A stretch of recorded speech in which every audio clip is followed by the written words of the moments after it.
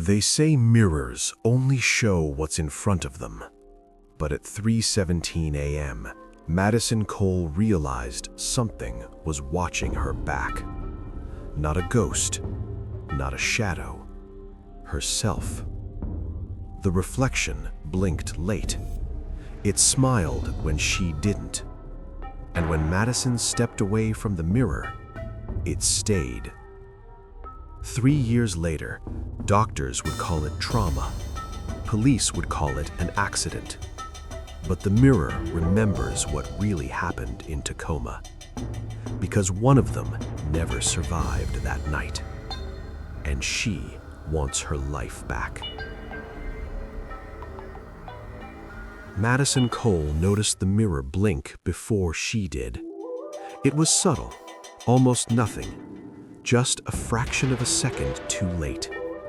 She stood barefoot in the bathroom of her downtown Seattle apartment, toothbrush frozen halfway to her mouth. Pale LED lights hummed softly above the sink. Outside, rain tapped the window in thin, impatient lines. Madison stared at herself. Dark hair pulled into a messy knot. Sleepless eyes. A faint bruise under her left cheekbone she didn't remember getting. She blinked. The reflection followed. Late. Her heartbeat spiked. "Get it together," she whispered. She leaned closer, inches from the mirror now. Her breath fogged the glass. The reflection smiled. Madison did not. She stepped back hard, bumping into the towel rack. The smile stayed. Then, the reflection blinked. Madison ran. She didn't stop running until she was outside, rain soaking her sweater, lungs burning. Cars hissed past on Pine Street, neon signs blurred into color streaks. She pressed her back against the brick wall of a closed cafe, shaking. Lack of sleep, she told herself. Stress. Hallucination. Madison worked long hours as a freelance UX designer. Deadlines, screens, coffee. Too much of everything. She pulled out her phone and called the only person she trusted to tell her she wasn't losing her mind. "Evan," she said the moment he picked up, "I think something's wrong with me." Evan Drooks, ER resident at Harborview Medical Center, didn't joke when she sounded like that. "What happened?" "The mirror, it didn't move right." Silence. "Madison," Evan said carefully, "mirrors don't—" "I know what mirrors do. This wasn't that." Another pause. Then, "Come over. I'm off shift." She hesitated, staring at her reflection in the black glass of a parked car. This one behaved normally. "Okay," she said. Evan's apartment was warm and smelled like coffee and antiseptic. He handed her a towel and watched her professionally concerned, masked as casual calm. "You've been dissociating lately?" he asked. "No." "Memory gaps?" "No." "Nightmares?" She hesitated. "Yes." Evan nodded. "Tell me." Madison rubbed her temples. "I keep dreaming I'm standing in front of a mirror, but I can't see my face, just something moving behind the glass. That's anxiety, common with burnout." She wanted to believe him. "Stay here tonight. No mirrors." She laughed weakly. "You sound like a horror movie." Evan didn't laugh back. At 3:11 a.m., Madison woke up screaming. She sat bolt upright on Evan's couch, heart racing, sweat cold on her skin. The apartment was silent. Too silent. She stood, drawn by something she couldn't name, and walked down the hall. The bathroom door was open. The light was on. She knew Evan always turned it off. She stepped inside. The mirror was covered with a towel. It moved. Slowly. Like something breathing underneath. Madison screamed. The towel slid down. Her reflection stared back, wide-eyed, terrified. Maddie, the reflection whispered. Madison staggered back, hitting the doorframe. You're not real, she said. You're not real. The reflection nodded. That's what I thought too.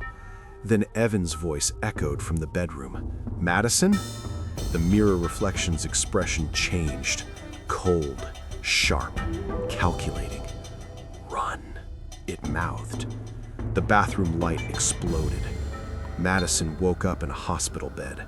White ceiling, beeping monitors. Her left arm was bandaged, IV in place. Evan sat beside her, eyes red with exhaustion. You collapsed, he said softly. You were screaming about a mirror. You had a panic seizure. She swallowed. Did I say anything else? He hesitated. You kept saying, she's already here. Madison closed her eyes. She didn't remember collapsing. She remembered being pulled. They discharged her the next afternoon. Diagnosis, acute stress disorder. Evan insisted on staying with her at her apartment. I'm fine, she said, unlocking the door. The hallway mirror greeted her. Normal, obedient. She exhaled. That night, she dreamed of water, of drowning, of watching herself from beneath the surface. Things escalated fast after that. Her phone unlocked itself while sitting untouched. Her laptop opened files she didn't remember creating. A new folder appeared on her desktop. Reflection log. Inside were videos of her apartment, angles from inside mirrors, bathroom, bedroom, hallway, all time-stamped while she was asleep. She slammed the laptop shut, breathing hard. Her phone buzzed. Unknown number. You're improving. You don't scream anymore. Madison threw the phone across the room. It buzzed again. We're sinking. She ran to Evan's place. He watched the videos, jaw tightening. This isn't possible, he said. I know, but it's happening. Evan made a decision. You're staying with me. No mirrors, no screens at night. That helped. For 2 days. On the third night, Evan fell asleep on the couch. Madison sat awake, watching the dark. She heard whispering from the bathroom. No, she said softly. The door creaked open. The mirror was uncovered. Her reflection stood still, not copying her, watching. You're getting slower, it said.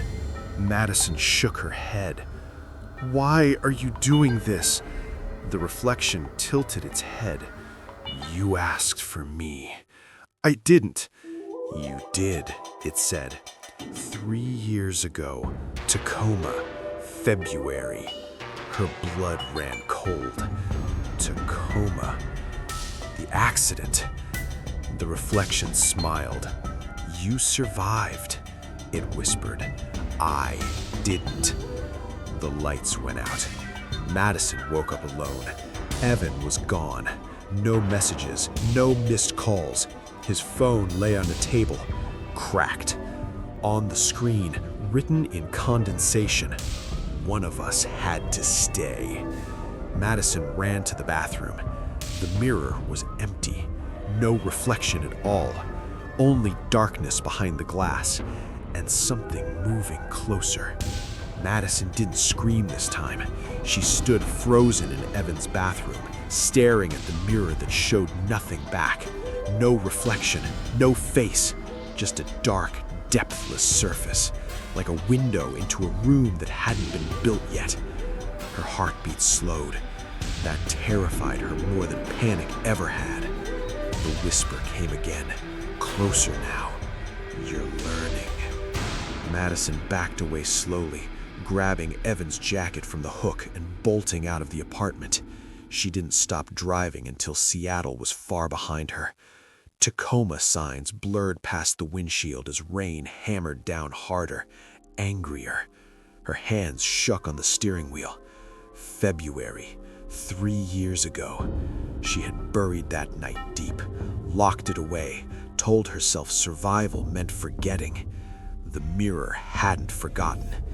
The old overpass still smelled like rust and wet concrete. Madison parked on the shoulder, hazards blinking, and stepped out into the cold. Traffic roared past beneath her boots. She remembered now. The argument, the screaming, the steering wheel jerking in her hands, and then the impact. Madison closed her eyes. 2 women in the car. Same face, same scream. One lived, one didn't. She staggered back to the car, gasping. Her phone rang. Unknown number. She answered. "I didn't mean to leave you," she whispered before the voice could speak. The voice sounded exactly like hers. "I know." Madison woke up in her car, dawn light bleeding across the dashboard. Her phone lay on her chest. A new video notification. She pressed play. The footage showed the overpass, her car, from inside the rearview mirror. She watched herself step out into the rain, then freeze. Behind her reflection, something moved. Closer. The video ended with the mirror filling the screen, blinking. She drove straight to Harborview. Evan had trained there. If anyone had access to incident records, site consults, archived footage, it was that hospital. She slipped inside, using Evan's badge. The psych wing smelled like bleach and stale air. A nurse frowned at her. "Can I help you?" "I'm looking for records from 3 years ago," Madison said. "February, car accident, twin identity confusion." The nurse's face went pale. "You shouldn't be here." Madison's stomach dropped. "Why?" The nurse leaned in. "Because you were the patient." The file was thick, too thick. Pages of evaluations, video interviews, MRI scans. Diagnosis: dissociative identity disorder, severe, trauma-induced. Madison flipped through until she found the photo. 2 women, same face, same hospital bracelet, 1 bed empty. Time of death, 2:44 a.m. She stared at the name. Patient A, Madison Cole. Patient B, Madison Cole. She whispered, "That's not possible." The voice behind her answered, "It wasn't supposed to be." The mirror at the end of the hallway reflected her and someone else standing inside her body. The hospital alarms went off. Madison ran, past nurses, past orderlies, past doors slamming shut. The mirrors followed her. Every reflective surface showed the same thing now. Her reflection wasn't copying her anymore. It was anticipating her. She locked herself inside an empty exam room and smashed the mirror with a chair. Glass exploded everywhere. Her reflection didn't shatter. It stepped forward, out of the glass, onto the floor. Madison screamed. The other Madison smiled. "You always ran," it said. "That night, every night since." "You died," Madison cried. "I survived." "No," the reflection corrected. "You left." It stepped closer. "I stayed with the pain." Madison felt memories flood her head, not hers. The drowning fear, the burning lungs, the cold realization of being abandoned. She dropped to her knees. "I didn't know," she sobbed. The reflection knelt in front of her. "You knew enough." It touched Madison's forehead. The world flipped. Madison woke up in a hospital bed, again. But this time, the room was wrong, older, dimmer. A nurse entered, checking vitals. "How are we feeling today, Madison?" she asked. Madison opened her mouth. Her voice came out calm, steady. "Better." The nurse smiled. "Good. You've been very quiet lately." Madison glanced at the mirror on the wall. Her reflection sat up a second late.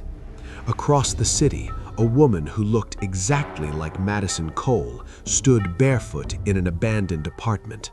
She stared at a dark mirror, trapped, screaming silently from behind the glass. No one blinked back at her. At 3:17 a.m., the Mirror Hospital blinked. Madison smiled.